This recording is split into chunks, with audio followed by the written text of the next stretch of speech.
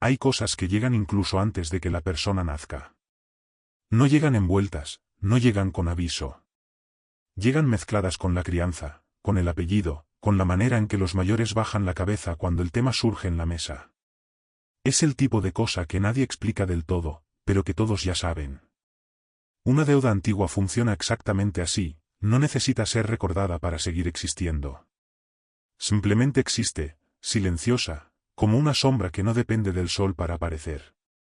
Y cuando una familia firma un acuerdo en tiempos de desesperación, cree que está resolviendo un problema. No sabe que está plantando una raíz que durará más que ella misma. La sequía es una de esas situaciones que arranca la dignidad antes de arrancar la cosecha. Cuando la tierra se agrieta y el granero se vacía, un hombre hace cosas que jamás haría con el estómago lleno. Firma donde le indican. Acepta lo que sería absurdo en otro momento. Y el problema no es ni siquiera la firma en sí, sino que quien presta en un momento de debilidad rara vez cobra de forma justa. El contrato parece pequeño.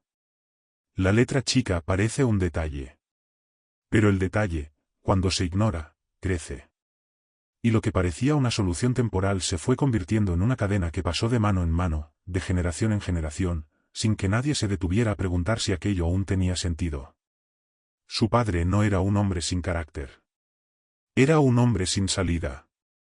Existe una diferencia enorme entre ambos, y el mundo suele confundir bastante esa cuenta. Firmó el acuerdo porque creía que estaba protegiendo lo que tenía. Pero la protección construida sobre el miedo tiene una fecha de vencimiento corta. Cuando murió, no dejó solo tierras comprometidas y deudas por pagar. Dejó un nombre. Y ese nombre estaba anexado a un saldo que no logró saldar en vida. Lo que era su problema se convirtió en su herencia. No la herencia que se guarda en un baúl. La herencia que pesa en el pecho cada mañana. Ella creció escuchando frases que parecían demasiado normales para causar extrañeza. Tienes que compensar. La familia debe. Hay que honrar lo acordado. Son frases que suenan a virtud, pero esconden una crueldad silenciosa, la de convertir a una niña en garantía. Es difícil entender el peso de eso sin sentirlo. Imagina crecer sin tener una infancia completamente tuya, porque una parte de ella ya pertenece a una deuda que nunca viste, nunca pediste, nunca firmaste. Y lo peor no es la injusticia en sí, sino que se presentaba como algo justo. Como si honrar un acuerdo torcido fuera algo noble. Y fue así como una persona se convirtió en número. No de un momento a otro, no con violencia explícita. Fue poco a poco, en la acumulación de miradas que calculaban más de lo que veían, de conversaciones que evaluaban más de lo que escuchaban. Cuando una persona es tratada como un recibo durante el tiempo suficiente, empieza a creer que eso es lo que es. No porque sea débil, sino porque el entorno tiene un poder silencioso para moldear la forma en que nos vemos. Y ella, que podría haber sido hija, fue moldeada como compensación. Como una transacción que aún estaba pendiente. El acuerdo creció como mala hierba olvidada en un rincón del cultivo. Sin que nadie lo regara, sin que nadie lo cuidara, simplemente creció, alimentado por intereses que nadie cuestionó y por tradiciones que nadie se atrevió a revisar. Los acuerdos injustos sobreviven no porque sean fuertes, sino porque las personas a su alrededor eligen no mirarlos. Es más fácil repetir, fue lo que se acordó, que sentarse a preguntar si lo que se acordó era justo. La tradición tiene ese poder peligroso, convierte lo incorrecto en costumbre, y la costumbre en ley no escrita. Y fue exactamente en ese escenario donde ella llegó al mundo, no como llegan los que son esperados con alegría, sino como llegan los que son aguardados como solución. No era recibida con afecto, era contabilizada con expectativa. Es difícil crecer así y aún así creer que se tiene valor más allá de lo que se debe. Es como intentar verse hermoso en un espejo que solo muestra cuánto todavía tienes que pagar. Esa distorsión, cuando se instala temprano, tarda mucho en deshacerse. Pero eso no significa que no pueda deshacerse. Hay algo importante que debe decirse aquí, y debe decirse con claridad, el problema nunca fue ella. Nunca fue el padre. Fue la estructura. Fue el sistema construido por quien tenía más poder, más astucia y menos escrúpulos. Las deudas que atraviesan generaciones rara vez son resultado de incompetencia, son resultado de trampas muy bien construidas. Y las trampas bien construidas son difíciles de ver desde dentro. Solo se pueden ver cuando alguien de afuera o alguien que decidió dejar de fingir que no veía decide señalar. Y es ahí donde la historia comienza a cambiar de dirección. Existe un tipo de dolor que no deja marca visible. No es el dolor de una caída, no es el dolor de una pérdida clara e identificable. Es el dolor de crecer en un entorno donde tu valor se mide en función de lo que representas para otros, no de lo que eres. Es demasiado sutil para ser denunciado, demasiado profundo para ser ignorado. Y lo más cruel es que ese dolor llega envuelto en un lenguaje de responsabilidad, de deber, de honor. Palabras bonitas cubriendo una realidad torcida. Ella creció así, escuchando que necesitaba compensar, sin que nadie jamás explicara que había hecho mal para merecer compensar lo que fuera. Hay una diferencia enorme entre ser amada y ser necesaria. Ser amada es gratuito. Ser necesaria tiene precio. Y cuando una niña crece siendo necesaria antes de ser amada, aprende una lección equivocada sobre su propio valor. Aprende que necesita producir para pertenecer. Que necesita ser útil para ser aceptada. Que su presencia solo tiene sentido si viene acompañada de algo que justifique el espacio que ocupa. Es una ecuación cruel, y el problema es que parece tan natural para quien está dentro de ella que ni siquiera nota cuando empieza a aplicarse. Ella no era hija en ese contexto. Era compensación futura. Y hay una frialdad inquietante en esa expresión, compensación futura. Como si su futuro ya tuviera dueño antes de que ella misma descubriera quién era. Como si su historia ya hubiera sido escrita en un contrato antes de que aprendiera a escribir su propio nombre. Crecer así no es solo difícil. Es desorientador. Porque mientras otras niñas aprendían a soñar, ella aprendía a calcular cuánto faltaba por pagar. No en números. En existencia. Hay gente que pasa la vida entera siendo tratada como un ítem de inventario y nunca se da cuenta, porque el entorno lo normaliza con tanta eficiencia. Es como la historia de la rana en el agua caliente, la temperatura sube tan despacio que no percibe el peligro. Ella tampoco lo percibía. No porque fuera ingenua, sino porque nunca había conocido otra temperatura. El entorno que la rodeaba repetía el mismo patrón con tanta constancia que aquello se convirtió en paisaje. Y el paisaje dejamos de verlo después de un tiempo. Cuando alguien vive demasiado tiempo siendo reducido a una función, empieza a creer que eso es todo lo que es. No es debilidad, es biología. El cerebro humano es un especialista en adaptarse al entorno en el que está insertado. Si el entorno dice que vales por lo que produces, el cerebro acepta ese contrato silencioso y empieza a operar dentro de él. Ella no tenía baja autoestima por elección. Tenía baja autoestima porque el sistema a su alrededor invirtió años construyendo exactamente eso. Es más fácil controlar a alguien que cree que no merece más de lo que tiene. Y había algo aún más pesado en esa dinámica, las personas a su alrededor no eran necesariamente monstruos. Eran apenas reproductores de un patrón antiguo. El vecino que decía ella tiene que honrar lo que el padre debe, no estaba siendo cruel por placer, estaba repitiendo lo que aprendió. El pariente que la miraba como una cuenta por saldar no inventó esa visión de la nada. La recibió lista, así como ella recibió la deuda lista. Los sistemas injustos sobreviven justamente porque se transmiten como herencia cultural, no como elección consciente. Nadie necesita ser villano para participar en una villanía estructural. Pero aquí está el punto que lo cambia todo, ser tratada como valor contable no significa ser valor contable. Hay una diferencia entre la etiqueta que el mundo le pega a alguien y lo que esa persona realmente es. La etiqueta es externa. El valor es interno. Y el problema es que cuando lo externo grita lo suficientemente fuerte durante el tiempo suficiente, lo interno empieza a dudar de sí mismo.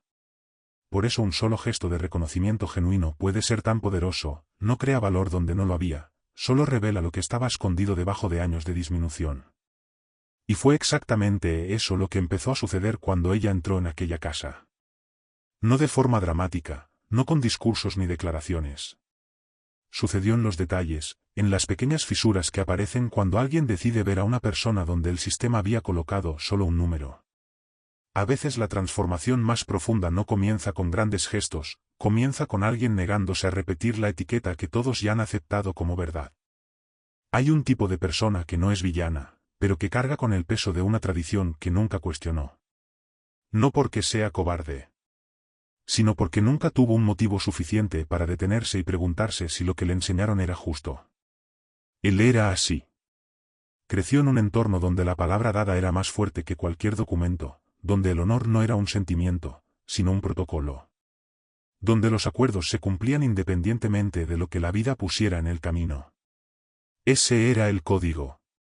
Y él seguía el código no por crueldad, sino porque era todo lo que conocía. Es difícil cuestionar el suelo cuando nunca imaginaste que pudiera ser diferente. No eligió recibir aquel pago de la manera en que lo haría un hombre malintencionado. Lo aceptó porque el sistema a su alrededor decía que era lo correcto. Que era honor. Que era el cumplimiento de un compromiso legítimo. Y cuando todos a tu alrededor repiten la misma versión de la realidad, resulta muy difícil ver que esa versión puede estar equivocada. Él era heredero de una tradición rígida, y las tradiciones rígidas tienen un poder silencioso para convertir lo injusto en normal sin pedir permiso. Simplemente nunca se había detenido a leer la letra pequeña de lo que había heredado. Pero había algo en el que lo diferenciaba de los otros hombres de aquel círculo. No era bondad performativa, no era un discurso de virtud. Era algo más simple y más raro, escuchaba. No el tipo de escucha que espera su turno para hablar. El tipo que observa, que registra, que procesa antes de concluir. Y eso, en un entorno donde la mayoría ya tenía todas las respuestas listas antes de hacer las preguntas, era casi una anomalía. Ese rasgo silencioso sería el primer hilo que empezaría a deshacer todo lo que estaba mal cosido en aquella estructura. Cuando ella llegó, él no dio discursos. No prometió nada. Pero tampoco repitió el error más fácil de cometer en ese momento, tratar la situación como normal porque era conveniente. Hay quienes saben que algo está mal y eligen el silencio porque el silencio no cuesta. Él no era ese tipo de hombre. No porque fuera un héroe, sino porque había una incomodidad creciendo dentro de él que era difícil de ignorar. Una incomodidad que empezó pequeña, casi imperceptible, pero que fue aumentando en la misma proporción en que empezó a ver con mayor claridad a quien tenía delante. Y lo que vio no era lo que el acuerdo decía que debía estar allí. El acuerdo decía que había llegado una compensación. Él vio a una persona.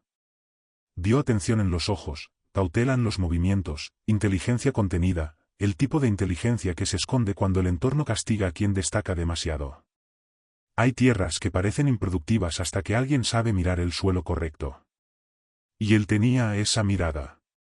No la mirada de quien evalúa para explotar, sino la de quien percibe potencial donde otros solo ven función. Su primer gesto real fue pequeño. Casi insignificante para los estándares del mundo que lo rodeaba. Un empleado la llamó la deuda, y él lo interrumpió, ella tiene nombre. 3 palabras. Pero 3 palabras dichas en el lugar adecuado, en el momento adecuado, tienen un peso que ningún discurso largo puede replicar. Porque no solo corrigieron al empleado, le enviaron un mensaje a ella. El mensaje de que había al menos un lugar en aquel espacio donde era vista como persona, no como saldo pendiente. A veces la dignidad comienza exactamente así. Pero aquí está lo que pocos perciben sobre este tipo de hombre, la decisión de ver al otro con humanidad no es solo generosa, es transformadora también para quien la toma. Porque cuando dejas de tratar a alguien como función y comienzas a tratarla como persona, te ves obligado a revisar el sistema que permitía lo contrario. Y revisar un sistema que heredaste, que tu familia construyó, que tus antepasados defendieron, no es cómodo. Duele de una manera específica que solo quien lo ha vivido sabe describir. Él aún no sabía todo lo que estaba por venir. No sabía de los documentos, no sabía del fraude, no sabía la magnitud de la trampa que había sido tendida mucho antes de que él entrara en escena. Pero el proceso ya había comenzado, no con una revelación dramática, sino con algo más poderoso, la decisión silenciosa de no repetir el error solo porque era el más fácil. Y decisiones así, cuando se toman con firmeza, suelen abrir puertas que nadie esperaba encontrar. Existe un silencio específico que solo quien ya se ha sentido fuera de lugar conoce. No es el silencio cómodo de quien está en paz. Es el silencio de quien está calculando cada movimiento por miedo a ocupar demasiado espacio. De quien respira más profundo solo cuando está seguro de que nadie está mirando. Es el silencio de quien aprendió, con el tiempo, que destacar demasiado tiene consecuencias. Ella entró en aquella casa cargando ese silencio como si fuera parte del equipaje. Y, de cierta manera, lo era, porque había sido empaquetado y entregado a ella durante años por un entorno que la redujo antes incluso de que tuviera la oportunidad de expandirse. No levantaba la mirada. No hacía preguntas. Caminaba pegada a las paredes, como si el centro de la habitación fuera un territorio que no le pertenecía. Hay un lenguaje en el cuerpo que habla más fuerte que cualquier palabra, y el suyo estaba gritando una historia entera sin abrir la boca. No era timidez. Era algo más profundo, la postura de quien ha internalizado durante tanto tiempo el mensaje de que ocupa espacio por favor, que el propio esqueleto aprendió a disculparse por existir. Eso no se crea en un día. Se crea en años de repetición silenciosa de que vales menos que los demás a tu alrededor. Cuando alguien vive demasiado tiempo siendo disminuido, aprende a ocupar menos espacio que su propio cuerpo. La frase parece una metáfora, pero es casi literal. Investigaciones en psicología conductual muestran que personas que crecen en entornos de dominación o subestimación constante desarrollan patrones físicos de encogimiento, hombros curvados, contacto visual evitado, voz baja incluso cuando no hay razón para ello. El cuerpo registra lo que la mente intenta normalizar. Y su cuerpo había registrado cada mensaje que aquel entorno le había enviado a lo largo de los años. La casa en sí no era fría. No había crueldad explícita en las paredes, en las personas, en los gestos de aquella primera noche. Pero la ausencia de crueldad no es lo mismo que la presencia de acogida. Y ella lo sabía mejor que nadie. Había una diferencia enorme entre no ser maltratada y ser recibida. Entre ser tolerada y ser vista.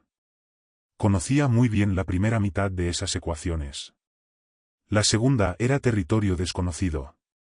Y lo desconocido, incluso cuando es mejor, asusta, especialmente cuando has pasado la vida entera aprendiendo a no esperar nada más que lo que ya conoces. Esa noche, mientras el resto de la casa dormía, ella permaneció despierta. No por inquietud, sino por vigilancia. Cuando el entorno es impredecible durante demasiado tiempo, el sistema nervioso aprende a no bajar la guardia ni siquiera cuando no hay amenaza. Es un mecanismo de supervivencia que funciona perfectamente en el entorno equivocado y se convierte en una carga en el entorno correcto.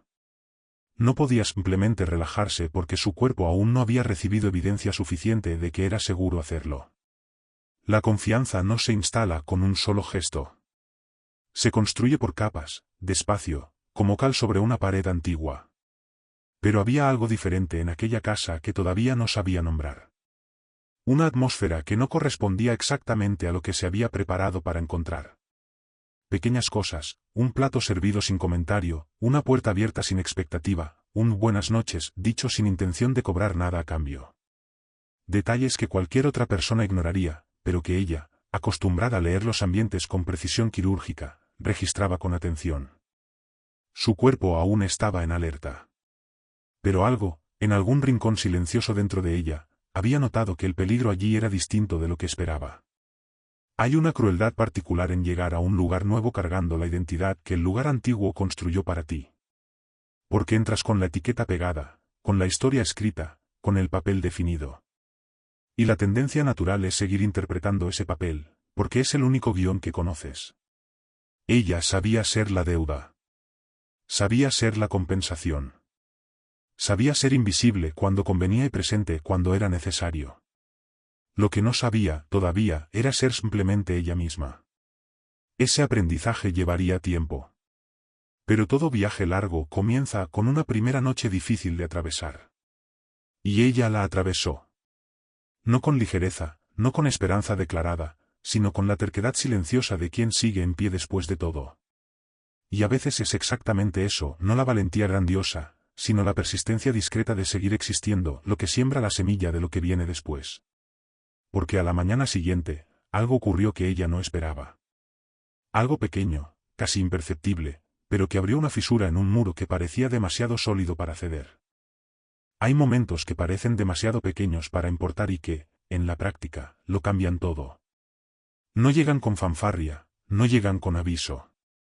Llegan discretos, casi pasando desapercibidos, y solo después, a veces mucho después, entendemos la magnitud de lo que ocurrió en ese instante. La mayoría de los grandes giros de la vida no comienzan con explosiones. Comienzan con fisuras. con un ladrillo que se mueve y revela que la pared no era tan sólida como parecía. Y fue exactamente así como ocurrió la primera ruptura, no con escándalo, no con un enfrentamiento dramático, sino con 3 palabras dichas en el momento justo.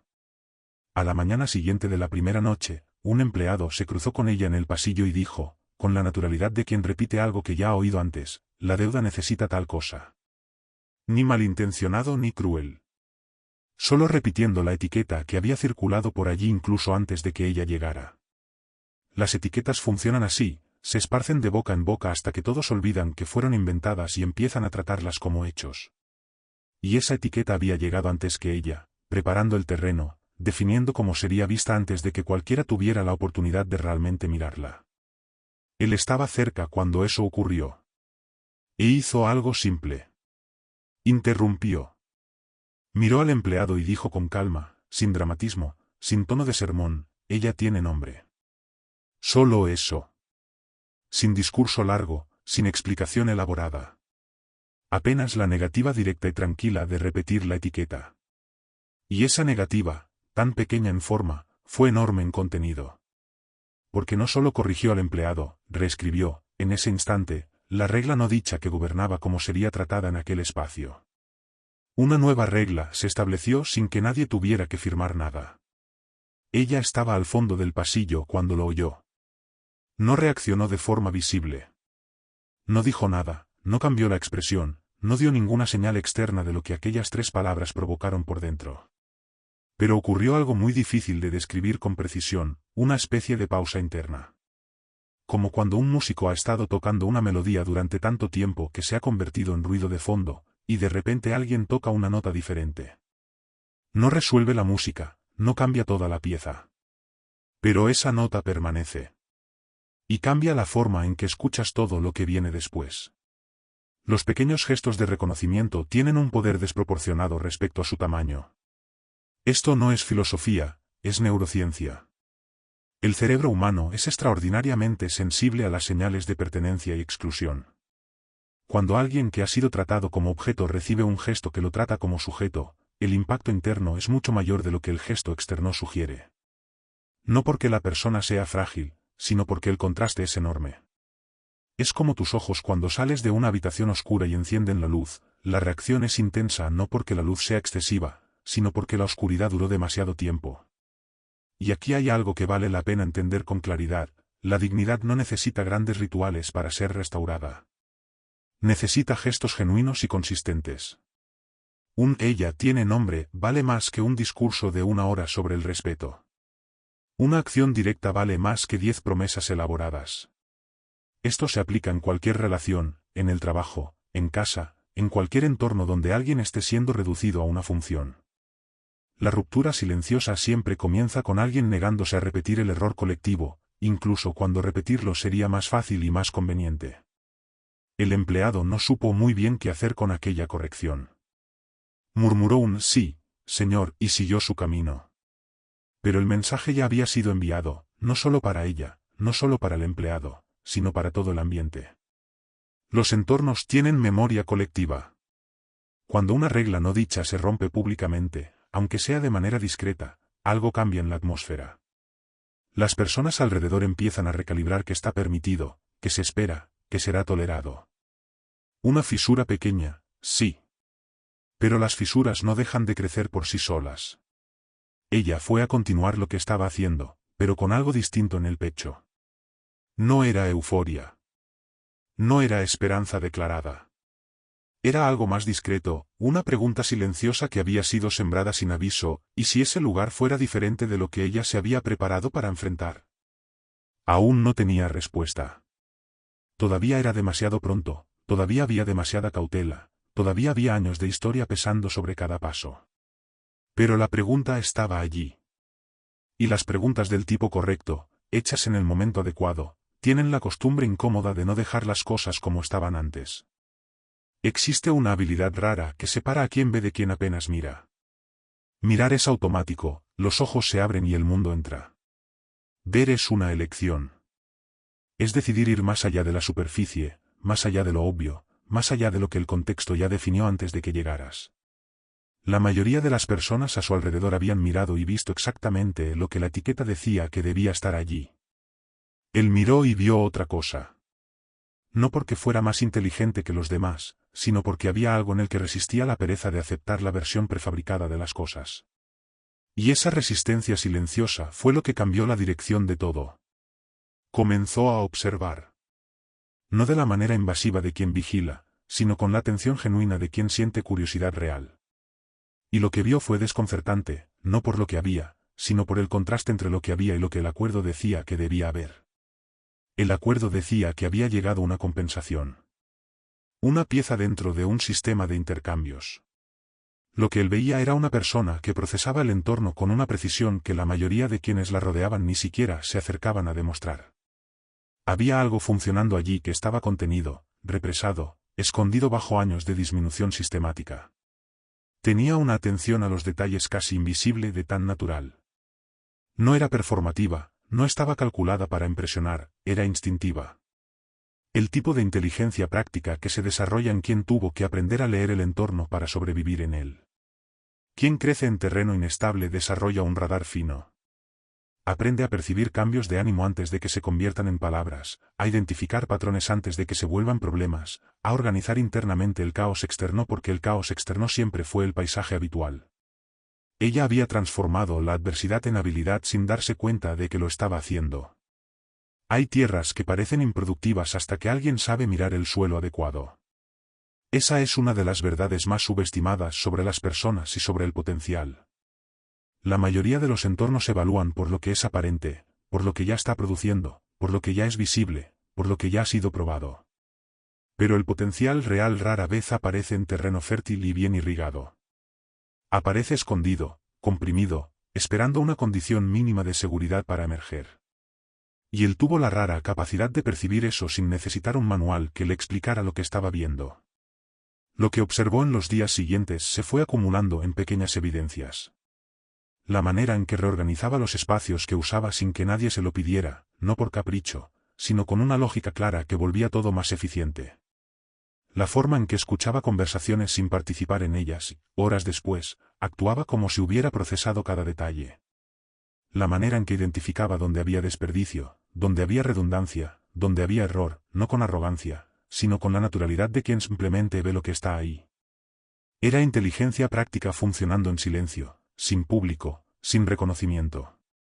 Y aquí hay algo que vale la pena detenerse a pensar: ¿cuántas personas así existen alrededor, siendo ignoradas porque la etiqueta que cargan es más fácil de leer que la persona en sí? ¿Cuántos talentos reales están comprimidos dentro de identidades que el entorno construyó por conveniencia? Su historia no es la excepción, es el patrón. El mundo está lleno de personas extraordinarias siendo tratadas como ordinarias porque nadie se detuvo a mirar con la atención suficiente. Y el costo de eso no es solo para ellas, es de todo sistema que podría beneficiarse de lo que tienen para ofrecer, pero elige la ceguera del prejuicio. Su percepción fue creciendo con la consistencia de quien acumula evidencias en lugar de sacar conclusiones precipitadas. No fue un momento de revelación dramática. Fue un proceso. Y los procesos lentos suelen ser más sólidos que las epifanías rápidas, porque se construyen sobre observación real, no sobre impresiones momentáneas. Cada detalle que notaba reforzaba lo que el anterior había sugerido. Y cuando el panorama se volvió lo suficientemente claro, la pregunta que surgió de forma natural no fue ¿qué puede hacer ella por mí?, sino algo muy distinto, y mucho más importante que eso. Ella aún no sabía que estaba siendo vista de verdad por primera vez en mucho tiempo. Seguía operando en el modo de quien necesita volverse invisible para estar a salvo. Pero había algo diferente en el entorno ahora, una cualidad en la atención que recibía que no correspondía a lo que había experimentado antes. No era exactamente comodidad todavía. Era más bien la sensación de que el suelo bajo sus pies se estaba volviendo un poco menos inestable. Y fue precisamente sobre ese suelo ligeramente más firme que comenzó, sin darse cuenta, a mostrar lo que realmente sabía hacer. Hay un momento específico en la vida de quien ha sido subestimado durante mucho tiempo en que algo cambia. No es una decisión consciente, no es una declaración de independencia, no es un gesto dramático. Es algo más orgánico, como una planta que encuentra una rendija de luz en una pared y simplemente crece hacia ella, sin planificación, sin estrategia, solo siguiendo el instinto más básico de cualquier ser vivo, expandirse cuando el entorno lo permite. Ella no decidió mostrar lo que sabía. Simplemente dejó, poco a poco, de esconderlo. Y lo que emergió cuando el encogimiento disminuyó un poco fue suficiente para cambiar la dinámica de todo aquel lugar. Empezó con los registros. Nadie le pidió que los revisara, simplemente los vio apilados, desorganizados, con una lógica que tenía sentido para quien había montado el sistema años atrás, pero que con el tiempo había perdido toda coherencia. Y ella, que desde temprano había aprendido a ver patrones donde otros solo veían montones de papeles, comenzó a reorganizar. En silencio, sin anunciarlo, sin pedir aprobación. No por ambición, sino por una incomodidad genuina ante el desorden que entorpecía el funcionamiento de las cosas. Era casi involuntario. Como no poder dejar una silla torcida sin enderezarla. Lo que encontró en aquellos registros iba más allá de la desorganización. Había desperdicios que se repetían desde hacía años sin que nadie los hubiera notado, porque nadie se había detenido a mirar con suficiente atención. Pequeñas fugas en el sistema, compras duplicadas, proveedores cobrando más de lo acordado, inventarios mal gestionados que generaban pérdidas silenciosas cada mes. No era sabotaje. Era negligencia acumulada, el tipo que ocurre cuando nadie cuestiona lo que siempre se ha hecho de cierta manera. No solo identificó los problemas, rastreó el origen de cada uno, entendió el patrón y comenzó a corregirlos uno por uno. Existe un tipo de inteligencia que las escuelas rara vez enseñan y que los entornos difíciles suelen desarrollar, la inteligencia de la observación práctica. Es la capacidad de entrar en un sistema, leer cómo funciona realmente, no cómo debería funcionar en el papel, sino cómo funciona en la práctica, identificar dónde falla y proponer correcciones que tengan sentido dentro de la realidad de ese contexto. Ella tenía eso en abundancia. No porque hubiera estudiado gestión, sino porque había pasado la vida entera necesitando entender los sistemas a su alrededor para navegar dentro de ellos con el menor roce posible. Y aquí está el detalle que convierte esta historia en algo más grande que una historia individual: su talento no surgió a pesar de las adversidades que vivió. Surgió a causa de ellas. La atención a los detalles se desarrolló durante años de necesitar leer entornos para sobrevivir. La organización se desarrolló durante años de necesitar compensar el caos externo con orden interno. La capacidad de identificar errores se desarrolló durante años de necesitar encontrar salidas en situaciones que no tenían una salida obvia. La adversidad no la destruyó, la construyó. De una manera que ella misma aún no había reconocido por completo. No hablaba en voz alta sobre lo que estaba haciendo. No presentaba informes, no convocaba reuniones, no creaba momentos de visibilidad para sí misma. Resolvía y seguía adelante. Y los resultados aparecían, no como explosiones, sino como mejoras graduales que quien prestaba atención comenzaba a notar. Menos desperdicio aquí. Más claridad allí. Un proceso que antes tardaba días resolviéndose en horas. Son el tipo de cambios que los entornos mal gestionados tardan en reconocer, porque están acostumbrados a apagar incendios, no a percibir cuando los incendios dejan de ocurrir. Él lo notó. Claro que lo notó, era exactamente el tipo de persona que lo notaría. Y lo que sintió no fue sorpresa en el sentido de esto es inesperado. Fue sorpresa en el sentido de esto confirma lo que ya estaba viendo, pero aún no tenía evidencia suficiente para nombrar. Era como tener una hipótesis y finalmente encontrar los datos que la respaldan. La percepción que se había formado en él en las semanas anteriores estaba siendo validada no por palabras, no por autopromoción, sino por resultados concretos que aparecían silenciosamente en la rutina de aquel lugar. Pero mientras todo eso ocurría dentro de los muros de la propiedad, afuera algo distinto comenzaba a moverse. El pueblo observaba. Y el pueblo tenía sus propias conclusiones sobre lo que significaba que una persona que había llegado como deuda empezara a ocupar espacio de otra manera. Los entornos que se benefician de la jerarquía rara vez celebran cuando alguien que estaba abajo empieza a subir. Y el murmullo que comenzó a circular por las calles decía mucho más sobre quienes murmuraban que sobre ella.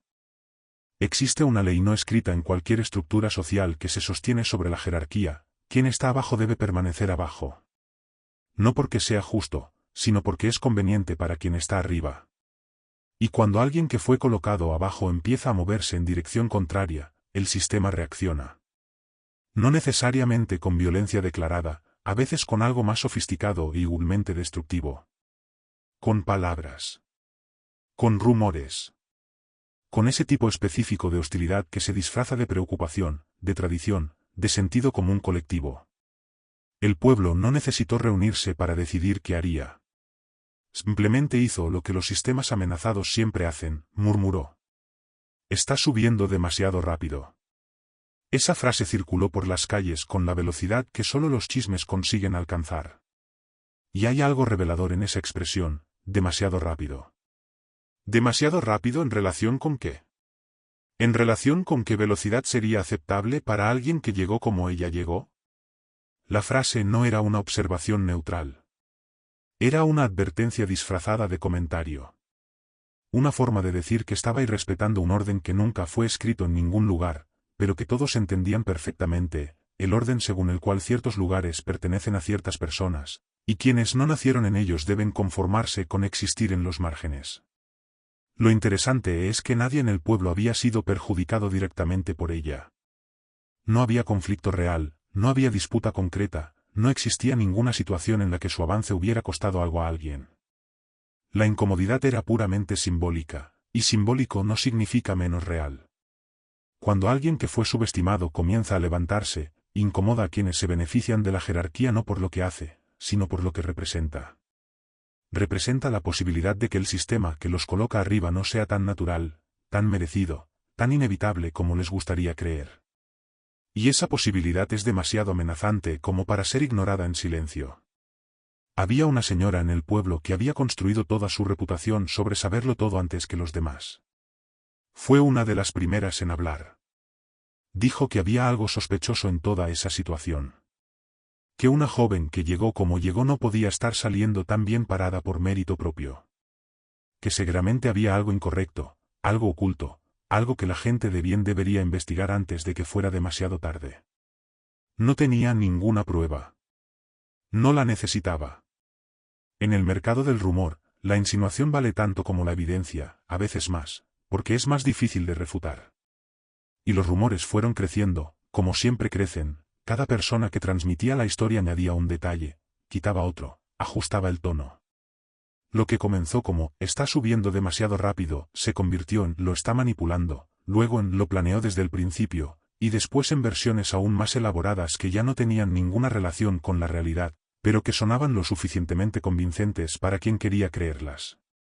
Es el mecanismo clásico del chisme como herramienta de control social, no necesita ser verdadero para funcionar. Solo necesita ser repetido con suficiente convicción. Ella se enteró de los rumores. Claro que se enteró, en pueblos pequeños, las paredes tienen oídos y las ventanas tienen ojos.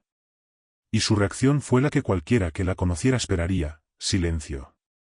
No el silencio de quien no tiene nada que decir, sino el silencio estratégico de quien aprendió que responder al rumor con palabras es jugar el juego del rumor.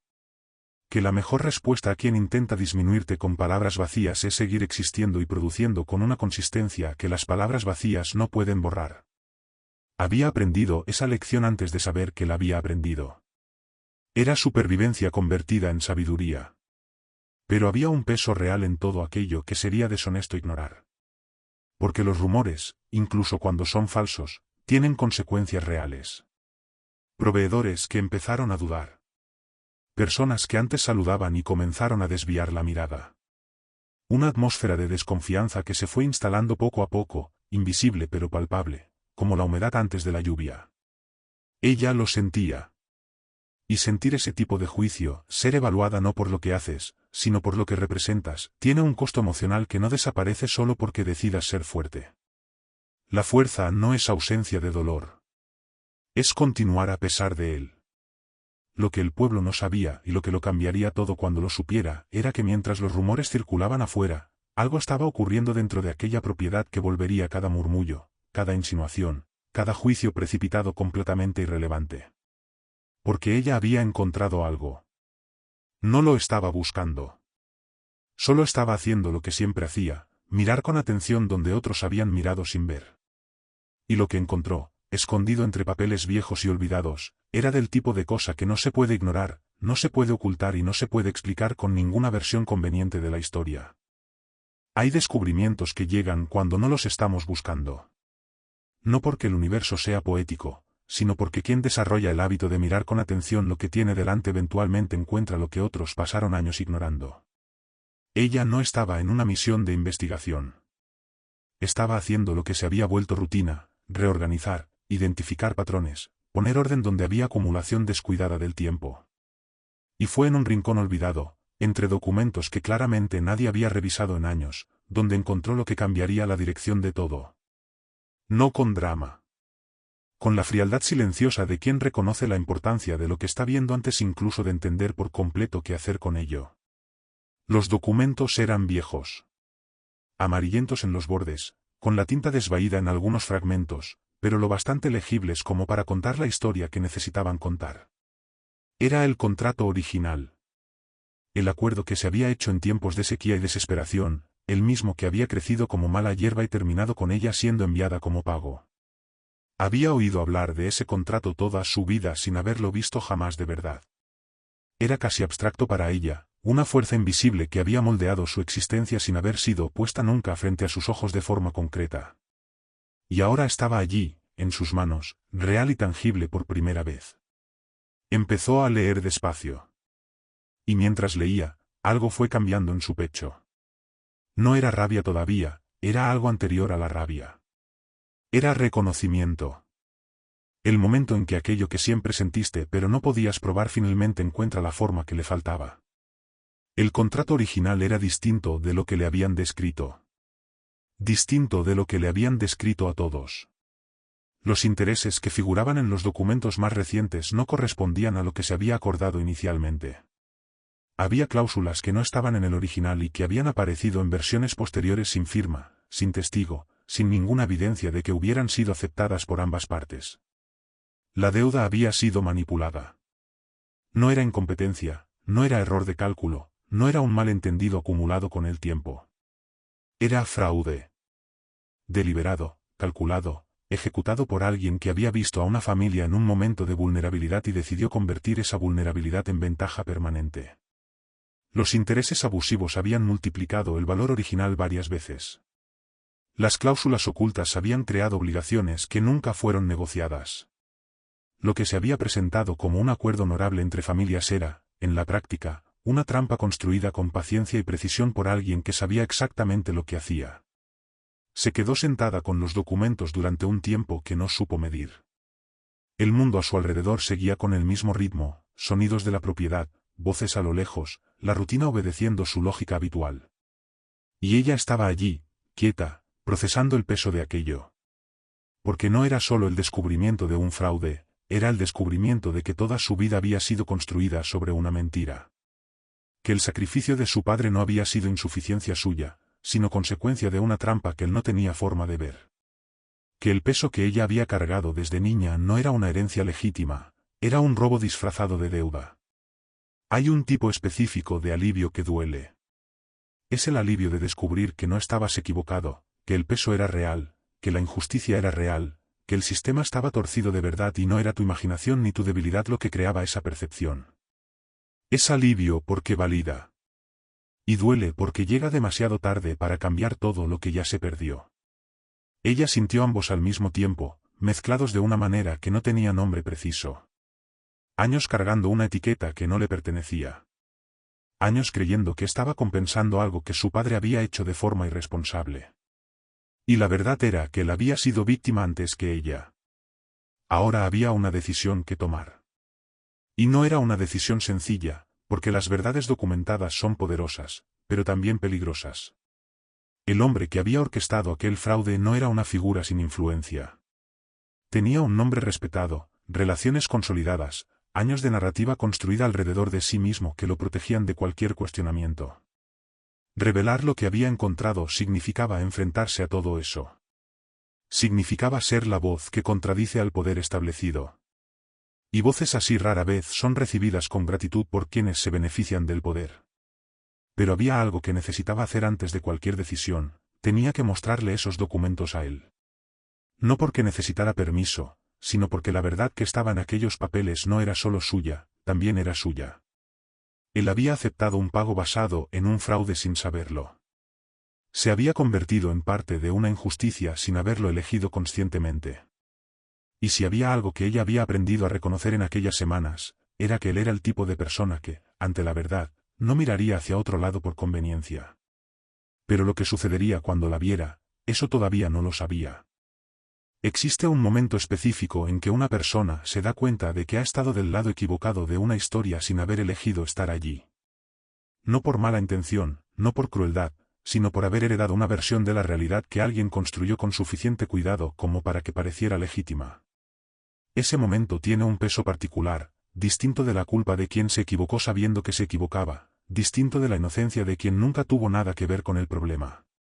Es un territorio incómodo entre esas dos cosas, donde la conciencia necesita procesar algo que la mente todavía intenta rechazar. Él estaba en ese territorio ahora, con los documentos frente a él, y no había manera de fingir que no entendía lo que estaba viendo. Ella colocó los papeles sobre la mesa con cuidado. No con acusación, no con dramatismo, no con el tono de quien está exigiendo algo. Con la simplicidad directa de quien presenta una evidencia y deja que hable por sí sola. Y los documentos hablaron. Cada página era una capa más de la misma historia, la historia de cómo un acuerdo simple había sido sistemáticamente distorsionado con el tiempo por manos que sabían exactamente lo que estaban haciendo. Él leyó despacio. Releyó algunos fragmentos. Permaneció en silencio durante un tiempo que pesó en el aire de la sala como algo físico. Su silencio no era el de quien no tiene que decir. Era el de quien está procesando demasiado al mismo tiempo. Porque no era solo el fraude lo que debía asimilar, era lo que el fraude significaba. Significaba que el acuerdo que le enseñaron a respetar como ejemplo de honor familiar era, en su raíz, deshonesto. Significaba que los valores que había recibido como herencia, palabra dada, compromiso cumplido, honor por encima de todo, habían sido usados como envoltorio para esconder algo que no tenía nada de honorable. Significaba que había participado, sin saberlo, en una injusticia contra la persona que estaba allí frente a él. Hay una frase que vale la pena guardar: a veces el error no está en la intención, sino en la estructura que heredaste sin cuestionar. Él no había creado aquella situación. No había falsificado los documentos, no había calculado los intereses abusivos, no había insertado las cláusulas ocultas. Pero había aceptado el resultado como si fuera legítimo, había participado en el sistema que sostenía esa injusticia, había recibido lo que jamás debió haber sido enviado. Buena intención dentro de una estructura equivocada sigue produciendo un resultado equivocado. Y entender eso, de verdad, no solo de manera intelectual, es uno de los procesos más incómodos que un ser humano puede atravesar. Podría haber elegido la salida más fácil. Guardar los documentos. Decir que el pasado era pasado. Que el acuerdo se había hecho en otros tiempos, por otras personas, y que no había mucho que hacer ahora más que seguir adelante. Esa salida existía. Era accesible, era conveniente, y había argumentos razonables para sostenerla si él quisiera usarlos. El problema es que las salidas fáciles tienen un costo invisible, se pagan con la moneda de la conciencia, y la cobranza no llega de una sola vez. Llega en cuotas, todos los días, en los pequeños momentos en que uno se mira al espejo y necesita decidir qué ve. Había además otra capa que volvía la situación aún más compleja. Reconocer públicamente el fraude significaba cuestionar el nombre de quien lo había orquestado, un nombre con peso en la región, con relaciones consolidadas, con años de reputación construida. Significaba contradecir una narrativa que mucha gente había aceptado durante mucho tiempo. Significaba, en cierto modo, manchar la propia historia familiar al revelar que habían sido participantes involuntarios de algo injusto. No había un camino limpio. Cualquier dirección que eligiera tendría un costo. La cuestión era qué costo estaba dispuesto a pagar. Ella no lo presionó. No hizo exigencias, no dio ultimátums, no usó ese momento como palanca para negociar su propia situación. Puso la verdad sobre la mesa y dio un paso atrás. Porque había aprendido, de la forma más difícil, que la verdad forzada no transforma a nadie. La transformación real ocurre cuando la persona elige ver, no cuando es obligada a mirar. Y había algo en ella que reconocían en la capacidad de hacer esa elección, no porque fuera perfecto, sino porque había demostrado, en gestos pequeños pero consistentes, que no era del tipo que cerraba los ojos cuando lo que veía resultaba incómodo. El peso de la verdad permaneció en aquella sala por un tiempo. Él se quedó con los documentos. Ella salió sin saber qué vendría después.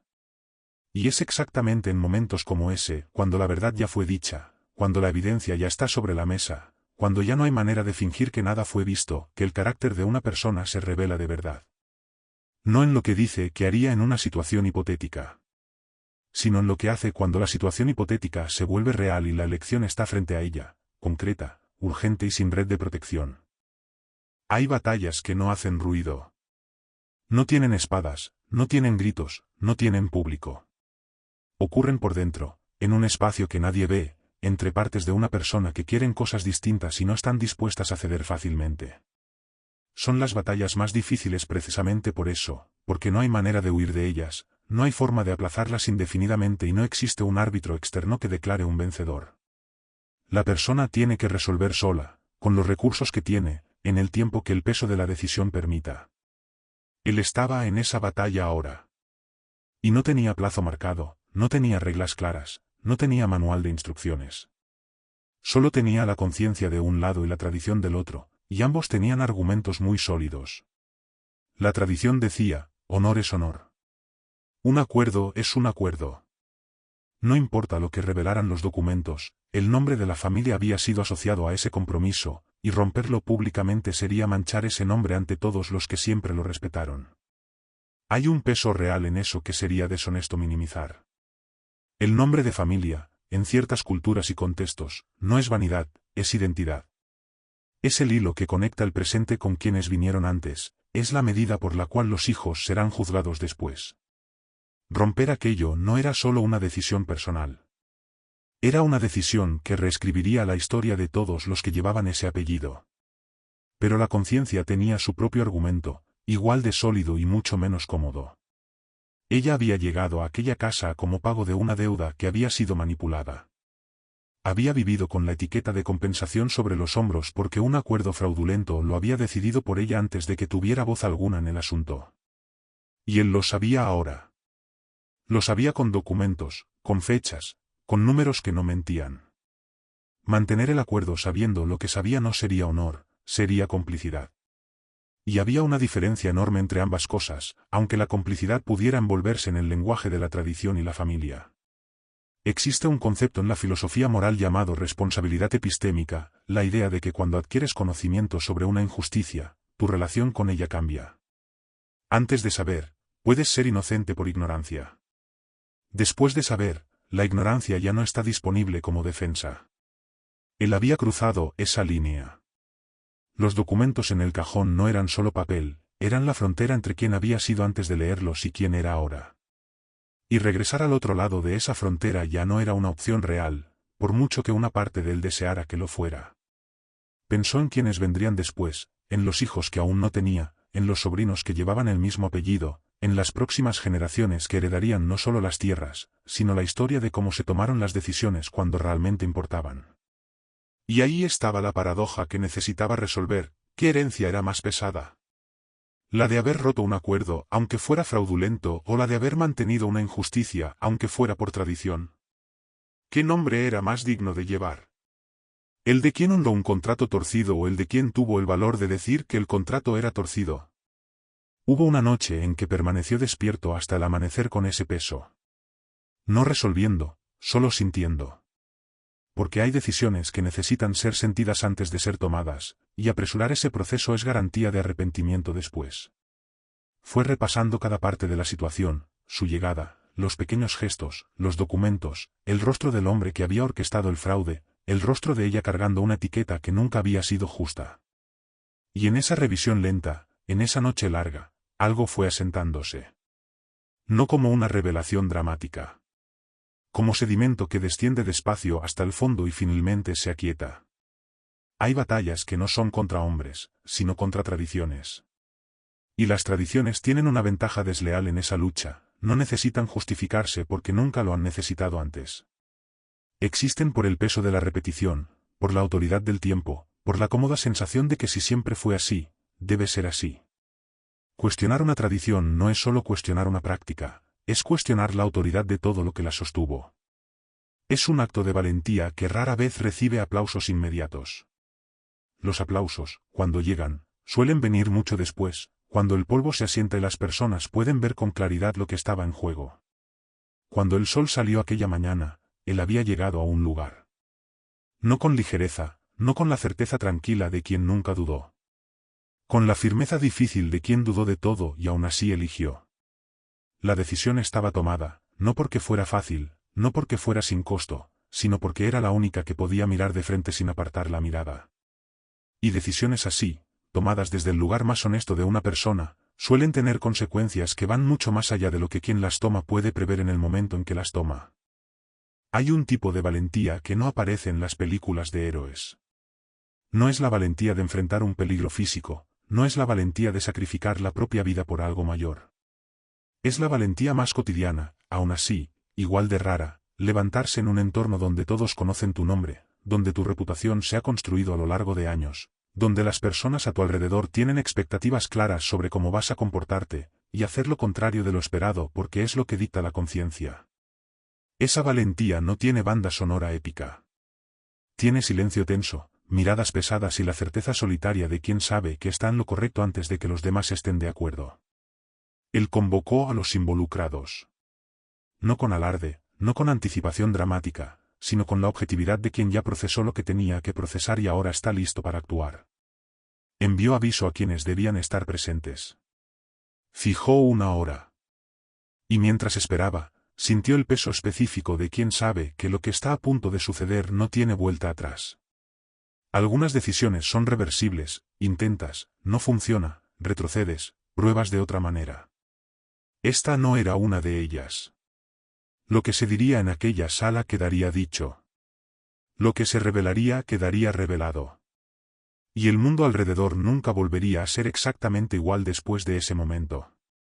Las personas llegaron con las expectativas habituales para ese tipo de reunión, una mezcla de curiosidad disimulada y la postura de quien cree saber lo que va a oír antes de escucharlo.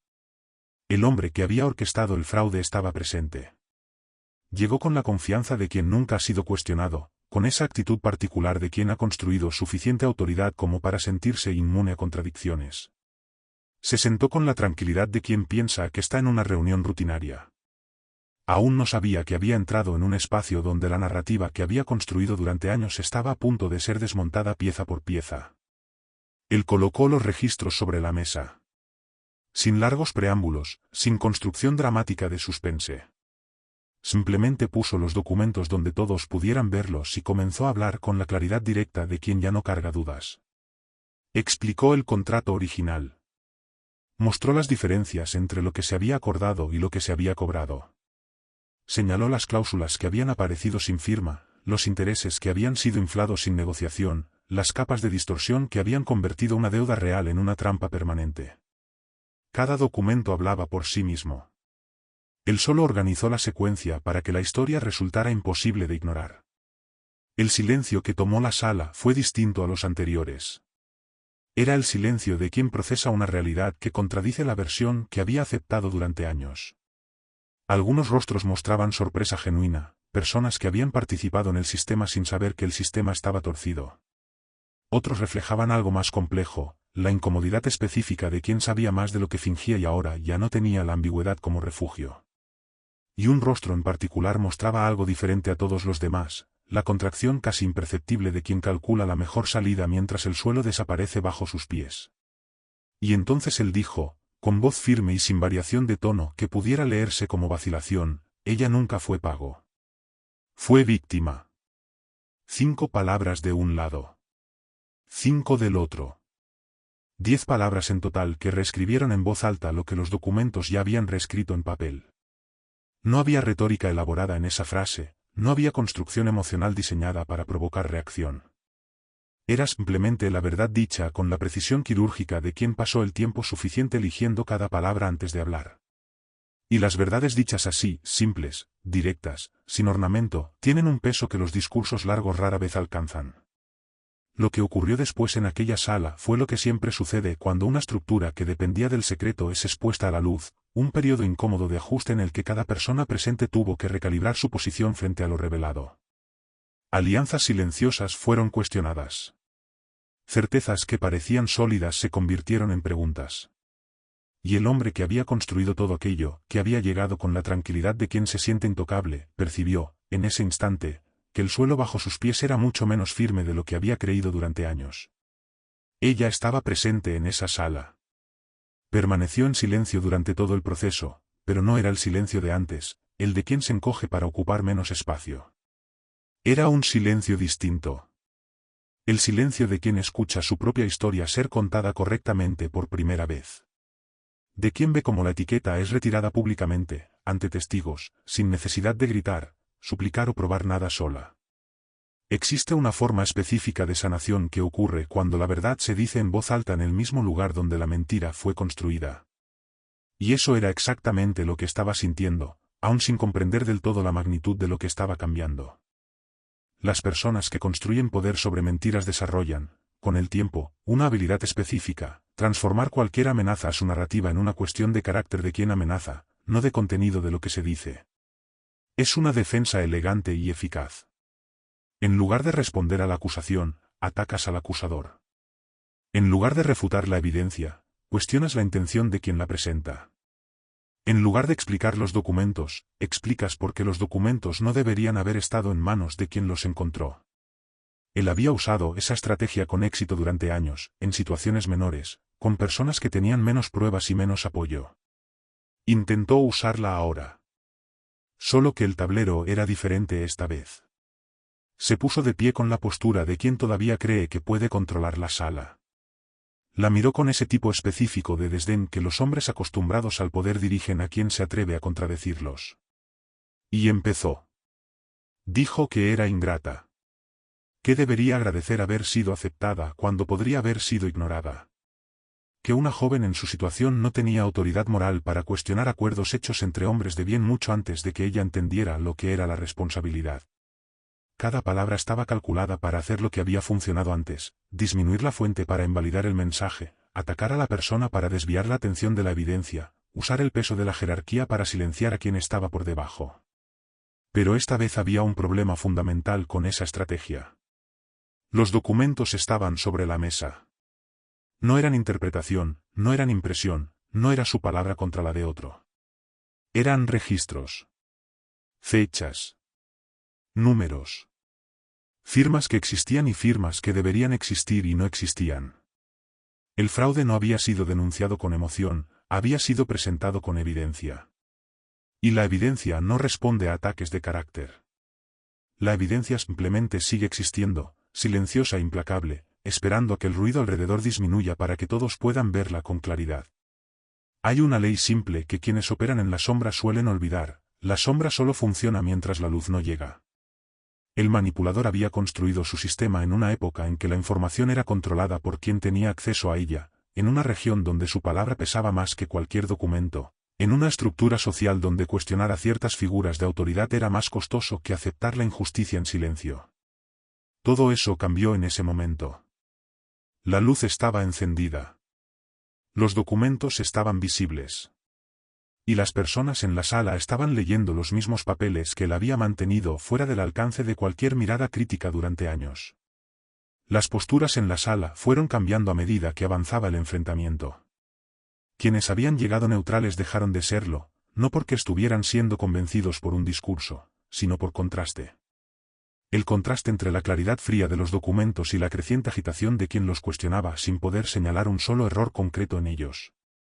Cuando alguien que debería tener una respuesta sencilla ante una acusación falsa comienza a gritar en lugar de responder, toda la sala lo percibe. No necesita explicación. Los imperios construidos sobre mentiras no se derrumban con explosiones. Se derrumban en silencio, pieza por pieza, en el momento en que la mentira que los sostiene deja de ser creída. No es dramático. Es casi decepcionante en su simplicidad: años de construcción cuidadosa, años de manipulación sofisticada, años de narrativa meticulosamente mantenida, y entonces los números hablan más alto que la arrogancia y todo lo que parecía sólido revela que era solo una fachada bien pintada. El hombre que había llegado intocable salía distinto. No derrotado en una batalla épica. Expuesto. Y la exposición, para quien construyó todo sobre apariencia, es la derrota más completa que existe. Ella observó todo sin mostrar expresión visible. No había satisfacción en su rostro, no había triunfo declarado, no había ningún gesto que pudiera leerse como venganza personal. Había algo más maduro y más complejo, la serenidad específica de quien no estaba allí para destruir a nadie, sino para que la verdad fuera dicha. Existe una diferencia enorme entre querer justicia y querer venganza. La justicia se centra en corregir el error. La venganza se centra en el sufrimiento de quien erró. Ella quería lo primero.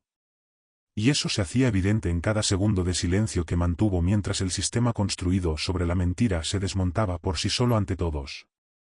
Lo que quedó en aquella sala, cuando el ruido bajó y las posiciones comenzaron a aclararse, fue algo que ninguna de las personas presentes esperaba encontrar al llegar, la simplicidad casi desconcertante de la verdad cuando finalmente ocupa el espacio que la mentira había tomado. No había nada grandioso en ese momento. Solo estaba la realidad, la deuda era un fraude, el acuerdo era una trampa y ella nunca había sido pago de nada. Y con esa verdad establecida públicamente, ante testigos, algo más tenía que suceder. Algo que iba más allá de los documentos, más allá de los números, más allá de cualquier corrección contable que pudiera hacerse. Existe una diferencia entre ser exonerada en el papel y ser exonerada ante el mundo. La primera es administrativa, un documento corregido, un registro actualizado, un número ajustado en una planilla que nadie volverá a leer. La segunda es humana, es escuchar el nombre limpio pronunciado en voz alta en el mismo espacio donde se pegó la etiqueta equivocada, delante de las mismas personas que oyeron la versión torcida de la historia. Ambas tienen valor, pero no tienen el mismo valor. Porque el daño que se hizo públicamente necesita deshacerse públicamente. No por espectáculo, sino por reparación real. Y la reparación real exige que ocurra en el mismo territorio donde se cometió la injusticia. La deuda fue anulada. Formalmente, con los documentos correctos, con las firmas necesarias, con el peso legal que la situación exigía. Era lo mínimo, no lo suficiente, pero lo mínimo indispensable. Porque sin eso, todo lo que se había dicho en aquella sala habría sido solo palabras. Y las palabras sin acción concreta que las respalde son apenas ruido bien intencionado. Él lo sabía. Por eso no se detuvo en la declaración. Fue más allá, se aseguró de que cada persona que había oído la versión fraudulenta de la historia oyera también la corrección. No susurrada en los pasillos. Dicha con la misma claridad y el mismo volumen con que la mentira había circulado. Pero había algo que debía suceder además de la anulación de la deuda, además de la corrección de los registros, además de cualquier medida formal que la situación permitiera. Debía ocurrir el gesto que ningún documento puede sustituir, el reconocimiento público de que ella no había sido lo que dijeron que era. Que la etiqueta había sido falsa desde el principio. Que el peso que había cargado no era herencia legítima, sino injusticia disfrazada de tradición. Ese reconocimiento no tiene formulario. No tiene proceso burocrático. Solo requiere que una persona mire a otra frente a todos y diga la verdad que debió haberse dicho mucho antes. Él lo hizo. Con la misma firmeza de su declaración anterior, sin ornamento, sin dramatismo calculado. Dijo lo que debía decir donde debía decirlo. Y el efecto de esas palabras pronunciadas públicamente fue distinto a cualquier cosa que ella hubiera experimentado antes, no porque fueran extraordinarias en sí mismas, sino por el contexto en que llegaron. Venían del lugar donde la etiqueta había sido aceptada sin cuestionamiento. Venían en presencia de quienes habían murmurado. Venían con el peso de una corrección oficial en un entorno que rara vez se tomaba el trabajo de corregir lo que había hecho a personas como ella. Existe una investigación en psicología social que señala algo contraintuitivo sobre la reparación. Lo que más necesitan las personas después de una injusticia pública no es compensación material, sino reconocimiento. Que su experiencia sea validada, que el daño sea nombrado, que la injusticia sea reconocida por quien tiene autoridad para que ese reconocimiento importe. El dinero resuelve el problema práctico. El reconocimiento resuelve el problema humano. Y el problema humano es el que permanece, el que despierta con la persona cada mañana, el que moldea la forma en que se ve a sí misma, el que determina si llevará esa historia como cicatriz o como sentencia. Ella recibió ese reconocimiento con la misma serenidad con la que había atravesado todo lo anterior. No se derrumbó, no proclamó victoria en voz alta, no hizo nada que pudiera leerse como espectáculo. Pero había algo distinto en ella ahora, una cualidad en su postura, un leve cambio en la manera en que ocupaba el espacio a su alrededor. No era arrogancia. Era simplemente la ausencia del peso que había estado allí durante tanto tiempo que había dejado de notar cuánto pesaba. Es como quitarse una mochila que cargaste durante horas, solo te das cuenta de lo pesada que era cuando ya no está. Ser exonerada ante todos cura heridas que el dinero no alcanza. Esa es una de las verdades más simples y más ignoradas sobre cómo funciona el daño social. Cuando la reputación de alguien es manchada públicamente, la mancha no desaparece con una compensación privada. Debe limpiarse en el mismo espacio donde fue hecha. Necesita testigos, no para humillar a quien se equivocó, sino para registrar colectivamente que el error fue reconocido y corregido. Porque la memoria colectiva es la que determinará cómo será vista de allí en adelante. Y la memoria colectiva de aquel grupo fue reescrita ese día de una manera que ninguna versión posterior podría borrar por completo. Y entonces llegó el momento que nadie en la sala había previsto al entrar, el momento que viene después de todo eso, después de la anulación, después del reconocimiento, después de la exposición del fraude y la caída del manipulador. El momento en que el polvo se asienta y la pregunta más simple y más profunda de todas queda suspendida en el aire, sin respuesta evidente, ¿y ahora? Porque restaurar la dignidad de alguien no define auténticamente lo que viene después. No define qué camino esa persona elegirá, qué futuro construirá, qué decisión tomará cuando finalmente esté libre para decidir sin el peso de una etiqueta que nunca fue suya. La libertad real asusta. No la libertad abstracta de los discursos, sino la libertad concreta de despertar un día específico y darse cuenta de que ya no hay contrato, ya no hay obligación, ya no hay una estructura externa que defina qué debes hacer a continuación. Esa libertad debería ser ligera. Y a veces lo es, pero solo después de que pasa el primer sobresalto. Porque cuando una persona pasa años enteros dentro de una estructura que, por injusta que fuera, al menos tenía claridad sobre lo que se esperaba de ella, la ausencia repentina de esa estructura no llega como alivio inmediato. Llega como un espacio demasiado abierto, un silencio demasiado amplio, una posibilidad demasiado grande para procesarla de una sola vez. Él la llamó para conversar. No en una sala de reuniones, no con formalidad de contrato, no con el tono de quien está conduciendo una transacción. Fue una conversación simple y directa entre dos personas que habían atravesado algo juntas sin haber planeado atravesarlo. Dijo lo que debía decir con la objetividad que había marcado cada decisión que tomó en ese proceso, ella era libre. La deuda había sido anulada. El acuerdo había sido deshecho. Ya no había nada que la atara a ese lugar, ninguna obligación, ningún contrato, ninguna expectativa velada disfrazada de hospitalidad. Podía irse. Podía quedarse. La elección era suya, y era suya de verdad. Sin contrato. Sin obligación. Sin intercambio. 3 expresiones pequeñas cargando un peso enorme. Porque toda su vida había estado estructurada en torno a contratos que no había firmado, obligaciones que no había elegido e intercambios que no había negociado. Y ahora, por primera vez, las 3 cosas estaban ausentes al mismo tiempo. No había trampa escondida en esa conversación, no había cláusula oculta en esa libertad, no había condición no dicha envuelta en esa elección. Era simplemente lo que era. Y reconocerlo de verdad, no solo oírlo, tomó un momento que duró más de lo que el silencio exterior sugería. Pensó. No rápidamente, no con la prisa de quien quiere demostrar decisión. Con la calma de quien finalmente tiene el derecho de pensar sin presión. Y el proceso interno de ese momento fue complejo de una manera que ninguna palabra puede abarcar por completo. Estaba la posibilidad de irse, de empezar en algún lugar donde la historia de esa región no estuviera pegada a su apellido, donde las miradas no cargaran la memoria de lo que se había dicho sobre ella, donde el peso geográfico de un lugar que fue escenario de tanta disminución no marcara cada paso. Irse sería legítimo. Irse sería incluso comprensible. Nadie podría cuestionar esa elección. Pero había algo más. Estaba lo que había construido en ese lugar, no con permiso ni con reconocimiento inicial, sino con consistencia silenciosa a lo largo del tiempo. Los registros reorganizados. Los desperdicios identificados. Los errores corregidos.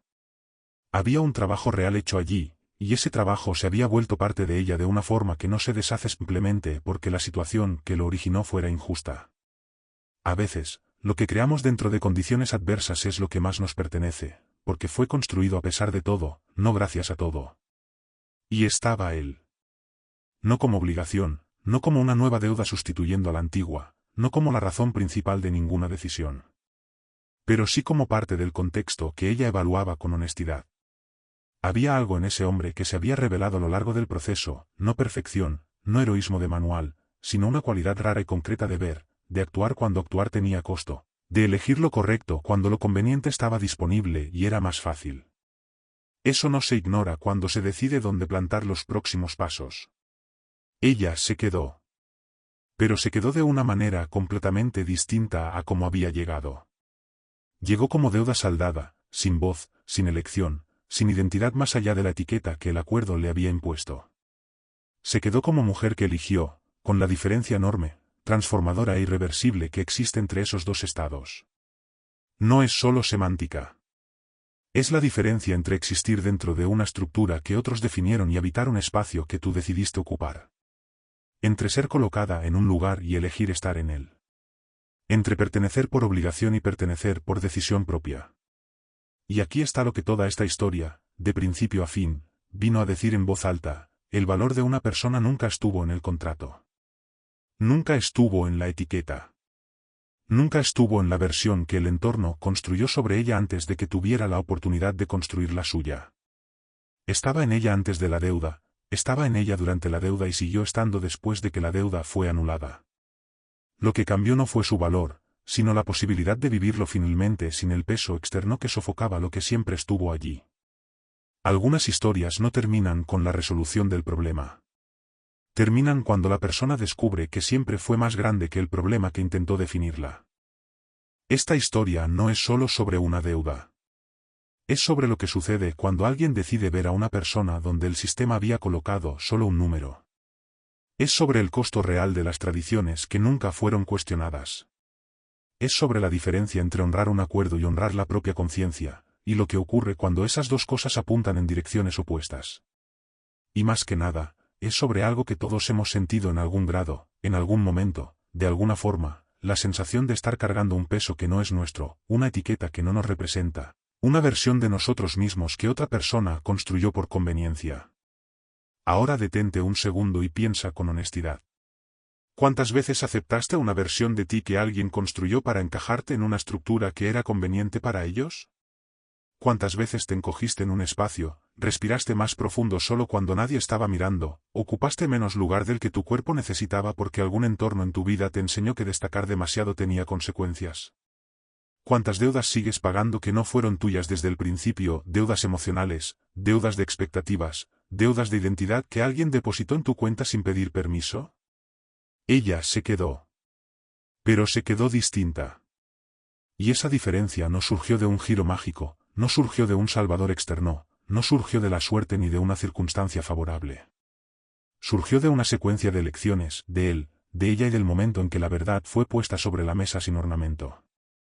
Lo que esta historia enseña no es que el mundo sea justo. Enseña que cuando alguien tiene el valor de actuar con justicia dentro de un mundo que no lo es, las cosas cambian. Despacio, con costo, sin garantía de aplauso. Pero cambian. Entonces la pregunta no es sobre ella. Es sobre ti. ¿Qué estás cargando que no es tuyo? ¿Qué etiqueta sigue pegada a ti porque alguien la colocó por conveniencia y nunca te detuviste realmente a cuestionarla? ¿Qué acuerdo fue hecho sobre tu vida antes de que tuvieras voz para aceptarlo o rechazarlo? Y más importante aún, ¿qué vas a hacer ahora que sabes que tienes elección? Porque la tienes. Siempre la tuviste. A veces solo hace falta que alguien ponga los documentos sobre la mesa y diga en voz alta lo que ya sabías por dentro, pero aún no te habías atrevido a nombrar. El conocimiento sin acción es solo entretenimiento bien empaquetado. Esta historia no fue contada para que salgas igual a como entraste. Fue contada para dejar una fisura, por pequeña que sea, en un muro que quizá ni sabías que te estaba limitando. Y las fisuras, cuando aparecen en el lugar correcto, no dejan de crecer por sí solas. Si algo aquí tocó algo real en ti, no dejes que esa sensación pase sin hacer algo con ella. Escribe. Reflexiona. Habla con alguien. Actúa. Haz algo que la versión de ti de ayer no habría hecho. Si esta historia te conmovió, deja en los comentarios qué parte te llegó más profundo. ¿Qué momento te hizo detenerte? ¿Qué frase se quedó contigo? Porque las historias que contamos aquí no se eligen por casualidad, se eligen porque hablan de algo demasiado humano como para ser ignorado. Y la conversación que empieza en los comentarios muchas veces es tan poderosa como el propio vídeo. Suscríbete al canal y activa la campana, no por obligación, sino porque el próximo vídeo ya se está preparando con el mismo cuidado. Y hablando del próximo vídeo, hay otra mujer que también fue subestimada. También fue ignorada. También fue tratada como si no tuviera valor. Pero en su caso, la fragilidad era solo fachada. El próximo vídeo revela una verdad aún más sorprendente: ella parecía débil, sin valor y sola, pero eso era solo parte de la historia.